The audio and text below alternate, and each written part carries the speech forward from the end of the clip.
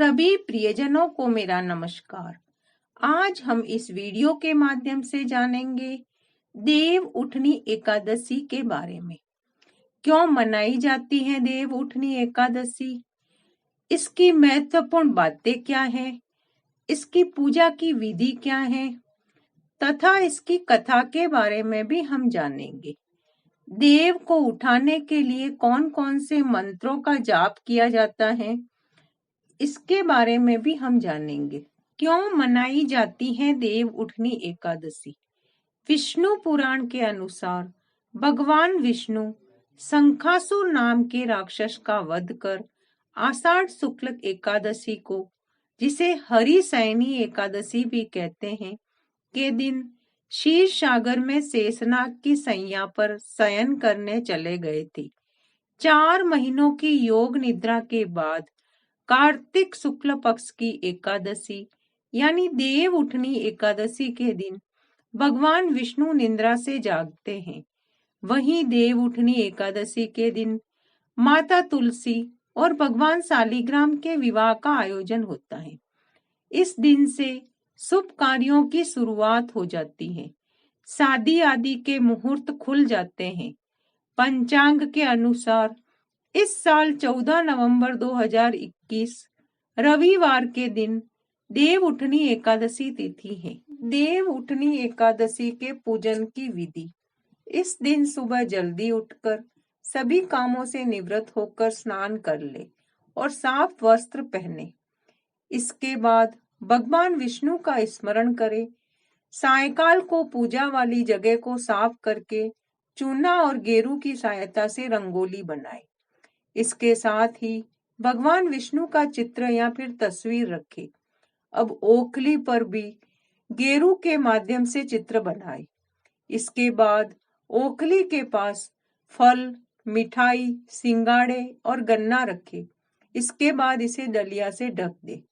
रात के समय यहाँ पर घी के 11 दीपक देवताओं को निमित्त करते हुए जलाए।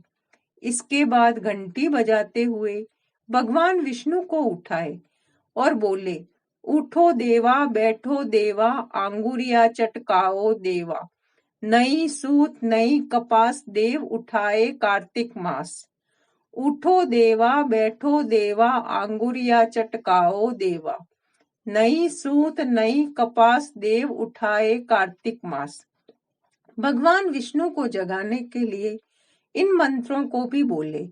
उत्तिष्ठ गोविंद त्यज निद्राम जगतपतये, त्वयि सुप्ते जगन्नाथ जगत सुप्तम भवेदिदम्।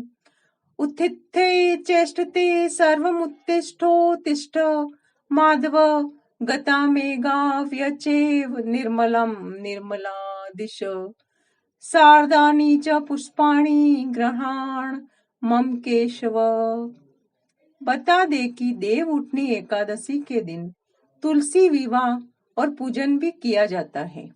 इस दिन तुलसी माता को मेहंदी, मौली, धागा, फूल, चंदन, सिंदूर, सुहाग के सामान की पूजा व वस्तुएं, अक्षत, मिष्ठान और पूजन सामग्री आदि भेंट की जाती है। इतना ही नहीं, आज के दिन तुलसी माता का विवाह भगवान शालिग्राम के साथ किया जाता है। देव उठनी एकादशी के दिन भगवान विष्णु को गन्नव के मंडप के नीचे रखा जाता है, यानी इन्हें गन्नों के मंडप से सजाया जाता है और इनकी पूजा की जाती है। पूजा में मूली, शकरकंद, सिंगाड़ा, आंवला, बेर आदि फल अर्पित किए जाते हैं। देव उठनी एकादशी का व्रत और पूजन इसलिए महत्वपूर्ण है, जानिए। मान्यता है कि देव उठनी एकादशी के व्रत को बुद्धिमान, शांति प्रदाता और संततिदायक माना जाता है। धार्मिक ग्रंथों में बताया गया है कि इस दिन पवित्र नदियों में स्नान करने का विशेष महत्व है। साथ ही भगवान विष्णु का पूजन किया जाता है। पौराणिक ग्रंथों के अनुसार देव उठनी एकादशी पर व्रत और पूजन करने से इसका फल 1000 अश्वमेध यज्ञ और 100 राजसूय यज्ञ करने के बराबर मिलता है। इतना ही नहीं, ये भी कहा जाता है कि इस दिन व्रत, पूजन, दान, पुण्य और नदी में स्नान करने से जन्म जन्मांतर के पाप मिट जाते हैं। साथ ही जन्म मरण के चक्कर से भी मुक्ति मिलती है। देव उठनी एकादशी के दिन भगवान विष्णु के पूजन और व्रत करने से अकाल मृत्यु से रक्षा होती है, सभी रोगों से मुक्ति मिलती है और भगवान विष्णु का चरणामृत पीने से मोक्ष प्राप्त होता है। इस दिन पूजन के अंत में इस मंत्र का 21 बार जाप करना चाहिए तथा माला फेरनी चाहिए। ओम भूत वर्तमान समस्त पाप निवृत्तय निवृत्तय फट। इसके बाद अग्नि में शुद्ध घी की 108 आहुतियां देने से जीवन के सारे रोगों और कष्टों और चिंताओं से मुक्ति मिलती है। जो व्यक्ति देव उठनी एकादशी का व्रत सच्चे दिल और श्रद्धा से रखता है, उसकी सभी मनोकामनाएं पूर्ण होती हैं। इस दिन सिर्फ निर्जल या केवल जलीय पदार्थों पर ही उपवास रखा जाता है। अगर आप इस दिन निर्जल व्रत नहीं रखते तो इस दिन चावल, प्याज, लहसुन, मांस, मदिरा, बासी भोजन का सेवन भूलकर भी नहीं करना चाहिए। मान्यता है कि देव उठनी एकादशी के दिन व्रत रखने से व्यक्ति के समस्त पापों का नाश होता है, जीवन के सभी अशुभ संस्कार नष्ट हो जाते हैं और मोक्ष की प्राप्ति होती है।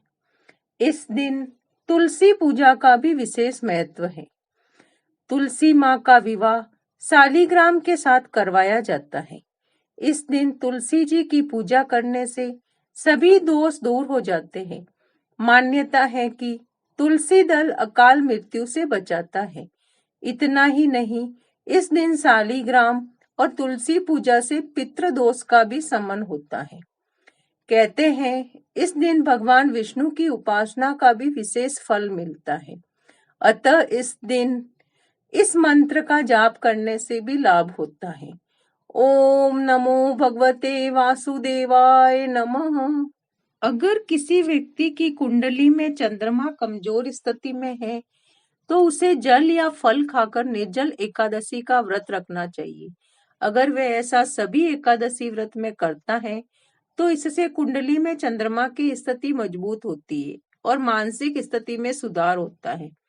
मान्यता है कि देव उठनी एकादशी के दिन पूजा पाठ के साथ पौराणिक कथा का श्रवण व वाचन करने से सभी पापों का नाश होता है और पुण्य की प्राप्ति होती है।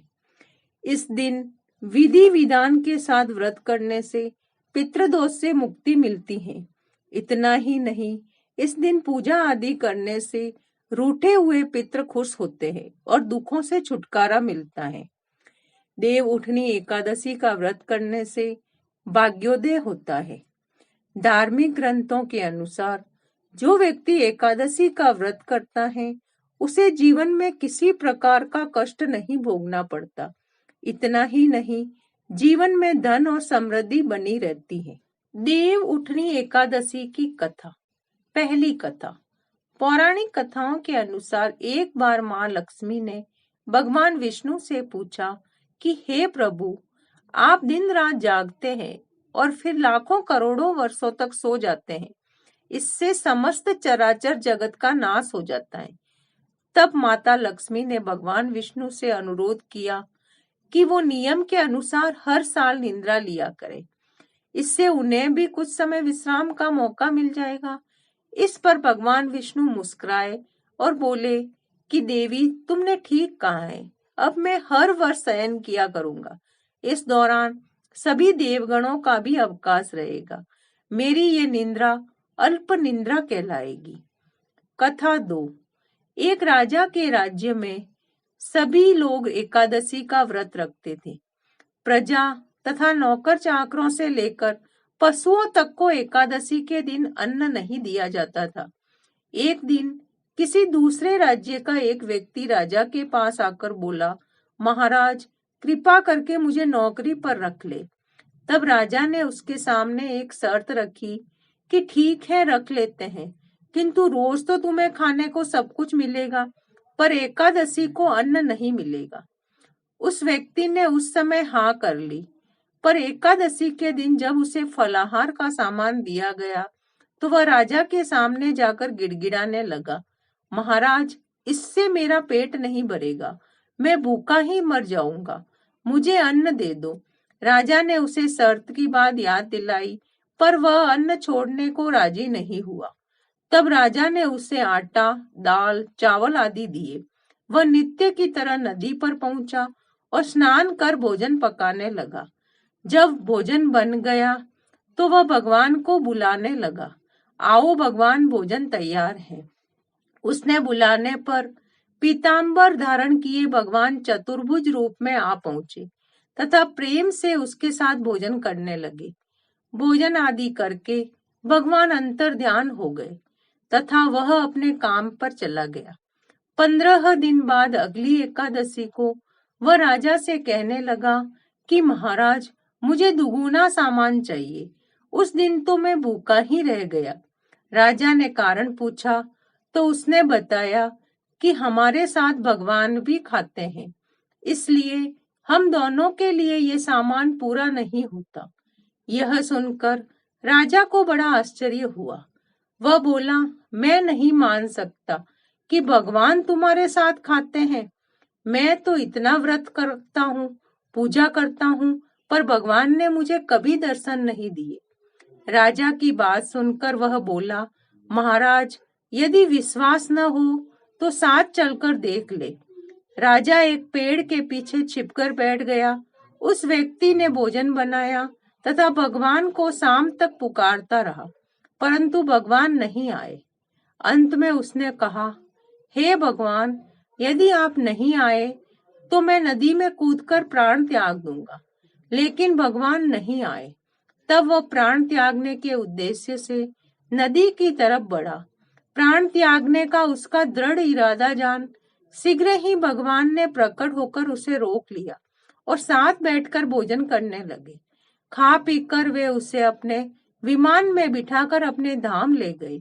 यह देख राजा ने सोचा कि व्रत उपवास से तब तक कोई फायदा नहीं होता जब तक मन शुद्ध न हो।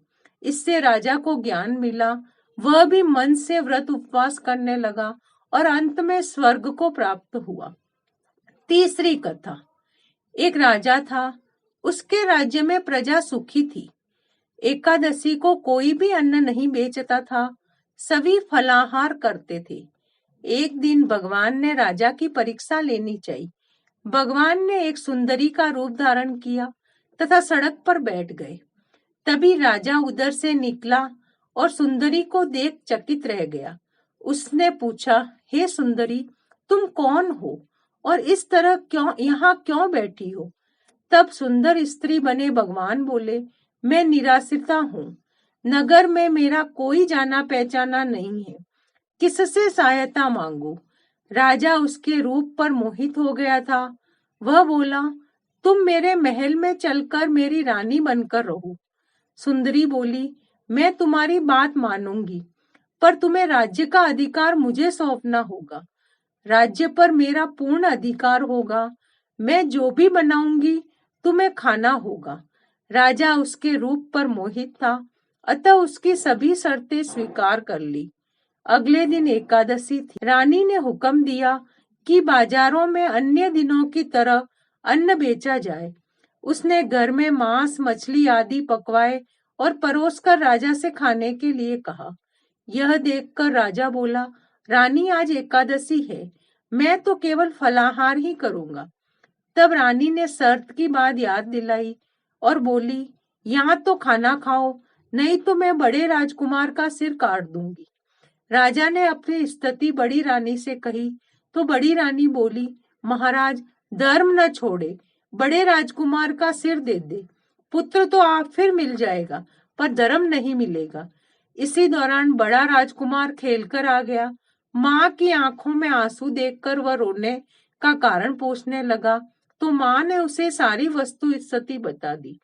तब वह बोला, मैं सिर देने के लिए तैयार हूँ, पिताजी के धर्म की रक्षा होगी, जरूर होगी। राजा दुखी मन से राजकुमार का सिर देने को तैयार हुआ तो रानी के रूप में भगवान विष्णु ने प्रकट होकर असली बात बताई। राजन, तुम इस कठिन परीक्षा में पास हुए। भगवान ने प्रसन्न मन से राजा से वर मांगने को कहा तो राजा बोला, आपका दिया सब कुछ है, हमारा उद्धार करे। उसी समय वहां एक विमान उतरा।